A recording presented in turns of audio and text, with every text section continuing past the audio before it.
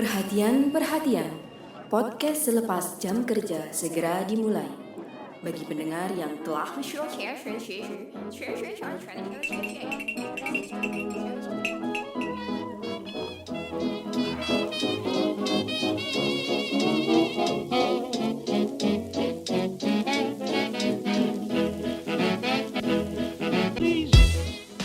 di episode ini setelah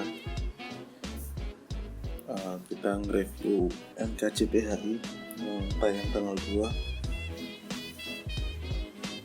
Sekarang kita mereview Imperfect yang tayangnya sebelum NKCTHI. Tapi karena kita nontonnya kemarin duluan NKCTHI, jadi reviewnya duluan NKCTHI. Yep, Imperfect. Salah satu film yang dari bulan September kemarin sudah ramai dibicarakan oleh netizen Twitter. Imperfect ini nyeritain tentang siapa? Rara yang berbadan fisiknya subur, yang itu yang jadi sorotan utama di ini ya. Iya. Seluruhan film ini.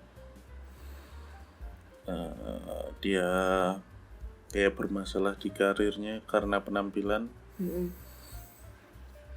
Terus akhirnya dia punya masalah juga sama relationship-nya sama Reza Rahardian. Akhirnya dia punya masalah juga sama keluarganya. Sama adiknya Lulu. Adiknya Lulu ya namanya? Iya, Lulu. Lala, baby. Jadi si Rara ini kayak masalahnya kompleks sekali ya. Udah bermasalah sama awalnya, semua bermula dari si ayahnya meninggalkan. Dia jadi kayak depresi gitu, terus pelampiasannya ke jadi makan sampai ke bawah sampai dewasa. Iya. Untungnya ada sang kekasih idola kita semua, Abang Reza Rahardian, yang selalu menjadi support system ya, support sistemnya Rara. Karena karirnya yang bermasalah dengan penampilan tadi, dia terpaksa harus bertransformasi. Tapi ternyata transformasinya itu membawa masalah makin banyak, makin kompleks, dan akhirnya itu dia akhirnya spoiler nggak sih? Enggak ya, jangan ya. Kan di trailernya juga ada. Apa? Ya kan dari trailernya mah udah kelihatan. Dia dari orang yang bertubuh besar, berambut ikal, berkulit gelap, terus bertransformasi menjadi cewek cantik. Dia awalnya mendapat kemudahan dengan hasil transformasinya itu. Tapi ternyata ketika dia mendapatkan sesuatu yang baru, dia harus rela kehilangan yang lama. Iya, benar. Tapi ternyata dia nggak rela juga kehilangan yang lama. Dasar manusia kemaruk. Jadinya ya dia harus berdamai dengan dirinya sendiri, dengan semua masalah-masalahnya. Kayaknya cukup sinopsisnya gitu. Iya. Cukup terus? Iya cukup aja sih. Spoiler nggak? Enggak juga sih. Kan nggak tahu akhirnya gimana. Oh iya. Ya sebenarnya alur ceritanya itu mirip-mirip sama film-film Betty Love ya? Iya, film-film Betty Love. Di Korea juga ada Beauty 200 Pounds atau apa itu. Banyak sih film-film yang dengan tema kayak gitu yang orang yang sebenarnya temanya itu umum gitu. Dari istilahnya kalau peribahasa mah dari kayak itik yang buruk rupa menjadi angsa. Kayak gitu. Oke, terus apa sih yang kita dapat dari film ini sebenarnya? Ernest berani banget sih ngangkat cerita ini. Iya. Dia dari awal ngenes terus sampai cek toko sebelah, terus si Arjuna Wirasti itu susah sinyal. Terus belum ini kemarin filmnya dia sebelum Mili Mamet. Iya, Mili Mamet. Lu kelihatan cara dia ngedirect itu berkembang tuh. Dan berkembangnya tuh ke arah yang positif, selalu bagus dan tidak pernah mengecewakan. Kalau kemarin dia disandingkannya itu sama Raditya Dika, head to headnya sekarang kemarin Imperfect sama Hanung Bramantyo. Kayaknya juga si Ernest tuh udah punya kelas sendiri sih gitu loh. Maksudnya nggak bisa dikatakan sebagai newbie terus gitu. Dia udah punya kelas tersendiri gitu. Itu karena dia kayak selalu berhasil gitu nyampein entah emosinya. Kok TikTok? Terus? Entah sedihnya, marah, terus apalagi ya karena ini Ernest jadi komedinya pasti dapat gitu. Dan selalu pecah gitu. Jadi khas dia tuh udah kayak punya ciri khusus gitu. Jadi setiap film dia itu pasti mengangkat isu keluarga. Pasti selalu ada sangkut pautnya sama keluarga. Walaupun tema utamanya itu bukan keluarga istilahnya gitu kan. Kayak ini kan dia tuh fokusnya ke isu body shaming gitu kan. Terus tetap aja dari isu body shaming itu dikembangin lagi, tetap ada aja konflik keluarga gitu. Bagusnya jadi di situ. Dan sering kali relate. Tapi film ini kemarin mengundang banyak kayak itu nggak sih? Kritikan negatif dari SJW di Twitter. Ya, mungkin karena mereka ngeliat trailernya doang kan? Bukan trailer sih, bukan trailer. Teaser baru 30 detik. Yang siapa? Jessica Mila jalan ke lift itu yang doang. Yang bawa bubur ketika dia berangkat itu salah dia. Itu doang kan? Nah, itu diambil dari salah satu scene di film Imperfect ketika dia lagi berangkat ke kantor dengan pakaian dengan style dia sendirilah, style Rara sebelum dia berubah gitu kan. Bawa bungkusan bubur gitu, terus dia dibarengin sama teman dia yang berpenampilan sangat menarik lah istilahnya gitu kan gitu. Terus ya gitu ketika mau naik lift barengan gitu. Terus ini SJW ketika waktu itu udah yang pada kan judulnya Imperfect gitu kan. Aku nggak waktu itu lupa sih nggak nge-screenshot, tapi ada yang bilang kalau kenapa sih Imperfect itu selalu diidentikan dengan cewek bertubuh besar, dengan orang yang kulit hitam sama orang yang berambut keriting gitu. Kenapa selalu memakai standar seperti itu? Ada yang bilang gitu. Terus ada yang bilang juga kalau Allah paling itu juga nanti filmnya dari jelek jadi cantik banget, udah selesai gitu aja gitu. Terus ada dianggap apa ya? Meromantisasi isu body shaming gitu tadi. Kan. Terus ada juga yang bilang kalau harusnya kalau memang concern ke isu body shaming, ya harusnya memang yang dipakai itu bukan artis yang udah cantik gitu loh istilahnya. Kan Jessica Mila kan kita tahu sendiri badannya nggak seperti itu gitu. Jadi dia di sini kan mesti Jessica Mila gokil sih. Naikin berat badan dia 10 kilo gitu kan. Nah jadi ini kayak kayak SJW wannabe yang hidup di Twitter land itu tuh kayak aku nggak tahu sih kalau di platform lain kayak di Instagram atau Facebook kayak gimana gitu ya. Tapi di Twitter dari teaser 30 detik aja yang katanya penghuninya itu lebih smart daripada platform lain. Picik banget gitu loh istilahnya dia. Astaga. Masalahnya Twitter itu tempat kalau istilahnya ini apa omeganya netizen gitu. Jadi yang pinter banget ada di sana, berarti yang bodoh banget juga ada di sana. Iya. Kita banyak melihat kebodohan yang menghibur di Twitter land sih memang. Oh ya, dan film ini tuh diangkat dari novel yang ditulis sama Meira Anastasia. Meira Anastasia ini nggak lain dan nggak bukan sang istri dari Ernest Prakasa. Dan di sini di film ini dia juga berperan sebagai penulis skenario. Jadi penulis skenarionya dua kan, si Ernest sama si istrinya sendiri. Gitu. Gokil sih mereka berdua. Istilahnya kita tuh tahu Ernest itu kayak siapa sih Ernest gitu. Apalagi siapa istrinya Ernest gitu. Terus sekarang kita tahu mereka sudah memproduksi sebuah film berdua gitu loh. Jadi penulis skenario gitu loh. Dan gokilnya lagi waktu yang kita nonton waktu itu Tonight Show, waktu bintang tamunya Ernest sama Meira, di situ Ernest juga sangat yakin bilang kalau gue yakin kalau dia suatu saat akan mendirect film dia sendiri. Aduh, kayak pasangan ini sungguh saling mensupport sekali gitu. Iya, dia pernah bilang gitu ya? Iya, di Tonight Show dia bilang gitu. Saya yakin suatu saat dia akan mendirect film dia sendiri. Dan kejadian beneran. Dan gue sebenarnya apa ya?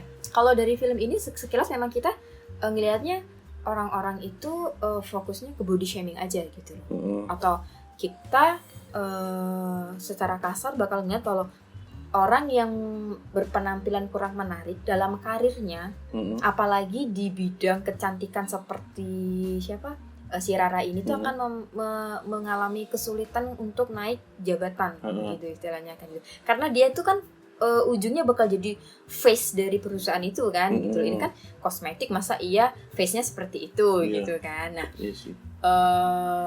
padahal kalau kita sudah menonton film ini itu yang diinginkan Ernest sama si Meira tuh, penonton tuh ingin diajak untuk mengubah mindset gitu loh. Bukan mengubah fisik gitu, tapi mengubah mindset gitu loh. Buat apa kita udah merubah fisik kita, mengubah fisik kita seperti mau cantik kayak apa, tapi kalau mindset kita makin narrow minded gitu, nggak ada fungsinya juga kayak yang dialami Rara itu kan. Ketika sebelum Rara bertransformasi, dia tuh kayak orang yang pinter banget, yang teliti banget, cemerlang gitu istilahnya, wah, otaknya cemerlang lah.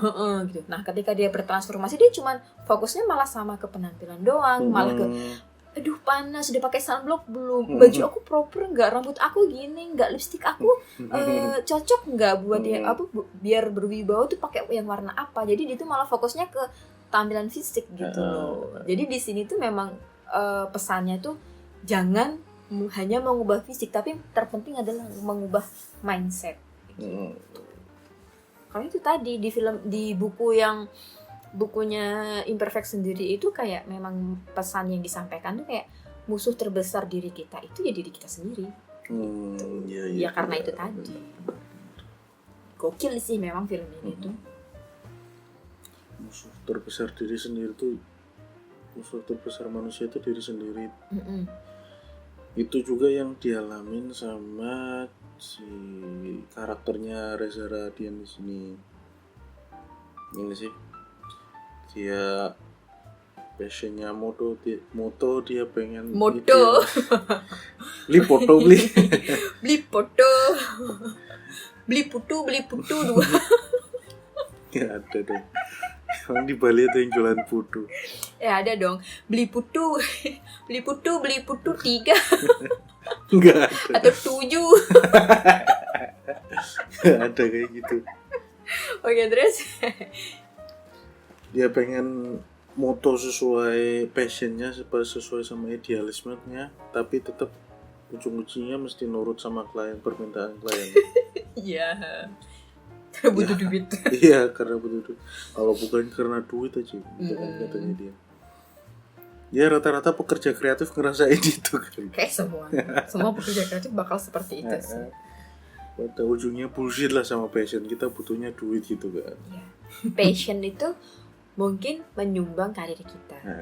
Tapi kalau kita udah berkarir walaupun itu berdasarkan passion, ya ujungnya duit. Iya juga.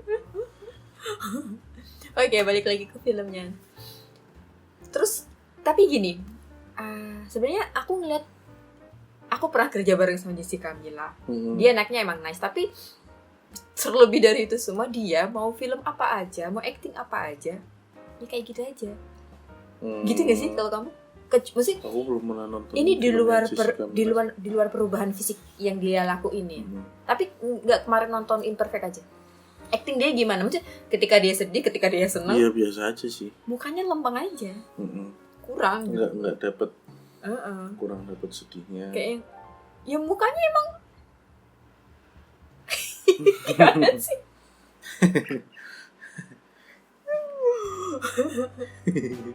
Jadi kalau dibilang film ini bagus.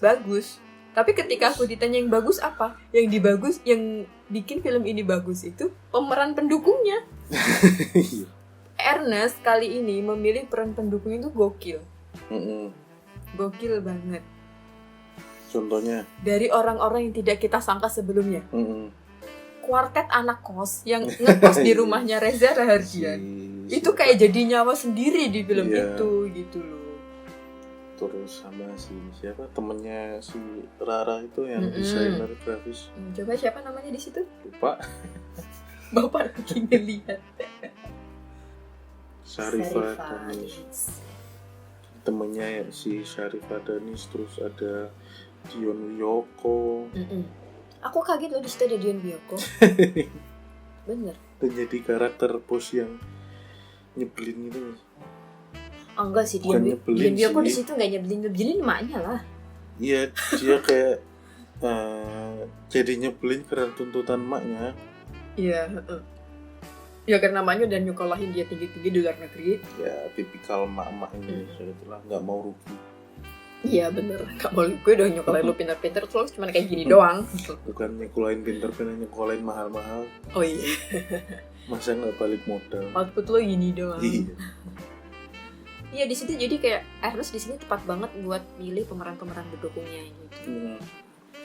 Ini waktu pertama kali kemunculan si anak kos ini kayak ya biasa aja sih ya gimana sih ciri khasnya anak-anak komika gitu kan. Tapi kayak makin ke belakang tuh mereka nih gokil gitu. Kalau semisal kuartet anak kos ini dibikin film sendiri, ini rame. Iya kayak sequelnya sendiri. Iya, jadi apa spin-off-nya spin gitu off. loh. Spin-off-nya imperfect gitu. Spin-off-nya sih. Ini 4 orang kampret ini. Iya, kan mereka kan juga bermasalah sama kayak self image mereka gitu kan. Kayak si Neneng yang bermasalah sama gigi Neneng bergelombang lah, si Aci yang punya tompel lah, terus si siapa? Si Neti si Kiki dengan rambut dengan enggak Neti itu yang punya beban besar dalam aset dia gitu, payudara dia yang katanya terlalu besar yang kalau bisa mah disumbangin aja gitu. Terus ada satu lagi anak kos yang bermasalah sama rambut dia gitu loh. Nah di lingkungan masyarakat kita mereka ini memang dinilai kayak nggak menarik, sosok-sosok yang biasa aja, yang underrated gitu loh. Nah di sini tuh si Ernest tuh kayak di akhir kan juga memperlihatkan kalau cantik tuh nggak harus rambut lo lurus gitu. Cantik tuh lo nggak harus muka lo yang bersih gitu loh. Iya. Kayak gitu. Jadi kayak dia tuh kayak bener-bener memperlihatkan cantik versi lain gitu loh. Cantik itu standarnya tuh luas gitu loh. Dan di sini komedinya pecah semua gitu misalnya. Iya. Kampret semua sih. Komedinya itu. Mulai dari yang si Neti, obrolan Neti sama ibunya si Reza Radian, tiap ngeramasin. Ya, setiap kerimbat. Tiap mijetin sama ngeramasin tuh selalu kocak sih. Sama perdebatan mereka. Gak tau Neti ada masalah apa sama mendesak. Kenapa dia sering mendesak gitu? Ya di sini kan di visual kan sebagai anak yang emang agak sensual gitu kan. Ya anak-anak salon gitu istilahnya gitu, centil gimana. Tiap ada si Reza ngeci-ngeciin Reza Radian, dia selalu tanggapan reaksinya, responnya dia tuh mendesak gitu. Kampret sih si Ernest ya, kenapa harus mendesak? Si Ernest terus nggak kepikiran. Berarti ini tuh film pertamanya Kiki juga ya? Iya kayaknya. Ini belum pernah lihat Kiki main film ya? Iya sih? Iya. Kalau Aci kan udah sering. Iya sering sih, cuma di Hakok. Terus si Kiki kan juga kayak baru-baru melejit juga kan ya. Terus sedihnya juga dapet sih ketika mereka berantem keluarga antara Rara, mamahnya sama adiknya. Si pembantunya itu dong, Rara dong itu. Iya. Itu juga. Cuman 2 kali keluar kan kayaknya. 2 scene doang, tapi dia bikin orang ketawa perhatian. Itu. Iya. Kayak hobi apa? Yang motong-motong gitu. Iya. 3 scene berarti. Ketika dia ngasih pisau, motong-motong sama yang pas mereka tengkar. Udah Bu pertemuannya. Oh iya. Ada orang berantem ketika udah baru selesai ketok pintu, udah Bu berantemnya. Nah lo dengan kampret. Terus ada di sini juga. Oh, di sini juga kayak ada budaya catcalling. Si Ernest mencoba untuk mengangkat itu budaya catcalling yang udah mendarah daging di darah para penduduk warga masyarakat Indonesia. Ya itu sih ini ya Uus ya. Gengnya Uus selalu godain neneng setiap neneng lewat gitu kan. Tapi di sini kalau untuk catcalling memang si Ernest nggak terlalu nge-counter itu sih ya kayaknya cuman. Ya hal yang kayak wajar terjadi di gang-gang rumah-rumah di kampung-kampung gitu. Awas aja nanti ketika aku nemu artikel yang ngebahas film ini meromantisasi dan bilang kalau Imperfect meromantisasi budaya catcalling Indonesia. Come on. Karena akan selalu ada celah untuk mencari hal-hal negatif dari sebuah karya gitu loh. Ya kalau mau dicari itunya sih banyak. Ya makanya itu tadi aku bilang kan Ernest berani gitu. Iya. Ya istrinya juga sih. Ngangkat tema ini. Karena kalau baca bukunya itu karena bukunya itu memang menceritakan pengalaman dia sendiri kan sebagai wanita yang menjadi istri seorang public figure. Jadi beban dia sama diri dia sendiri itu lebih besar daripada wanita di luar, wanita biasa gitu istilahnya. Jadi dia tuh di bukunya tuh dia kayak cerita bagaimana dia merasa insecure dan khawatir ketika suaminya ini bekerja entertain kan istilahnya, nanti ketemu sama kita tahu sendiri cewek-cewek yang ada di dunia hiburan itu pada cantik-cantik lah gimana gitu. Terus dia kayak balik diri dia sendiri, gue udah punya anak, gue udah ngelahirin, badan gue kayak gini, payudara gue udah melorot lah kayak gimana gitu. Ya kayak waktu si Rara ini yang ngobrol sama si Reza Radian habis moto-moto ngeliat modelnya cantik-cantik ya kayak gitu kan. Iya, jadi kayak pasti ada kekhawatiran seperti itu. Dika. Siapa? Reza Radian, karakternya namanya Dika. Oh, Dika. Tapi di sini Reza Radian tuh kayak aktingnya santai banget sih dia. Kayak enggak lagi akting. Kayak effortless. Tapi bagus. Yang scene dia sama acting sama ibunya itu juga bagus-bagus sih. Reza Radian memang actingnya bagus. Reza Radian tuh memang bagus, tapi ya karena dia kayak ketiban sial aja ya, bukan ketiban sial sih ya, maksudnya semua film yang dia bintangi itu rata-rata tuh hit, boom semua, penontonnya banyak, jadi orang-orang tuh ngiranya Reza lagi padahal enggak juga gitu loh. Yang waktu dia main di film apa yang jadi seniman sama si Ayushita Hope itu juga enggak terlalu ini apa? Oh enggak naik gitu kan? Iya enggak naik, biasa aja. Kayaknya juga baru berapa hari juga udah turun sih. Iya, maksudnya ya orang-orang kayak terlalu melebih-lebihkan. Wah, Reza Radian lagi. Padahal kita nonton film itu dan memang bagus. Acting dia memang bagus. Ya, Reza Radian memang bisa acting. Ya mau diakuin atau enggak, Reza Radian itu salah satu aktor yang berkualitas gitu di Indonesia. Iya. Walaupun di luar sana banyak yang bilang, Reza Radian kan gak kayak John Dee bla bla bla. Hello. Tolonglah. Hello. Itu kalau saudara-saudara bandingin filmnya Reza sama filmnya John Depp itu masih banyakan John Depp. Jadi kayak nggak apple to apple gitu loh istilahnya. Jadi kayak ya gitu lah, netizen tuh selalu mereka punya standar sendiri-sendiri. Netizen punya standar sendiri-sendiri dan mendebat standar orang lain. Iya, sudahlah ya. Iya. Terus